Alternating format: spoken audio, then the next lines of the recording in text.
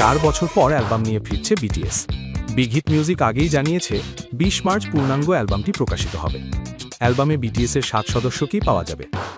এর আগে 2022 সালের জুনে অ্যান্থোলজি অ্যালবাম প্রুফ প্রকাশ করেছিল RM জিমিনরা। 2020 সালে সর্বশেষ পূর্ণাঙ্গ album map of the soul 7 প্রকাশ করেছিল বিটিএস। বিরতি ভেঙে অ্যালবামে ফেরার ঘোষণায় নড়ে চড়ে বসেছেন বিটিএসের অনুরাগীরা। অ্যালবামে কী থাকছে তা নিয়ে কৌতূহলের শেষ নেই। অ্যালবামের নাম এখনও প্রকাশ করা হয়নি। জানা গেছে এতে মোট 14টি গান থাকবে। বিটিএস সবসময় তাদের গান দিয়ে নিজেদের ভাবনা ও সমাজ নিয়ে কথা বলে, এই অ্যালবামেও সেই ধারাই থাকবে। বিগ হিট মিউজিক জানিয়েছে 2025 সালের শেষ ভাগে অ্যালবামের রেকর্ডিং হয়েছে। মাঝে বাধ্যতামূলক সামরিক প্রশিক্ষণ ও একক কেরিয়ারে ব্যস্ত ছিলেন বিটিএসের সদস্যরা। এর মধ্যে বিরতি টেনেছিল বিটিএস। এর মধ্যে গ্রুপের 7 সদস্য প্রশিক্ষণ শেষ করেছেন।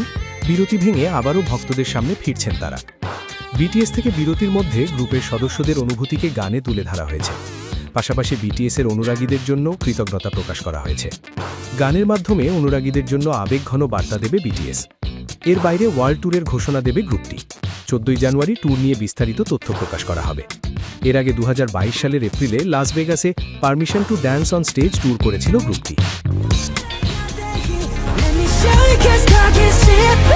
Side step right left to my beat.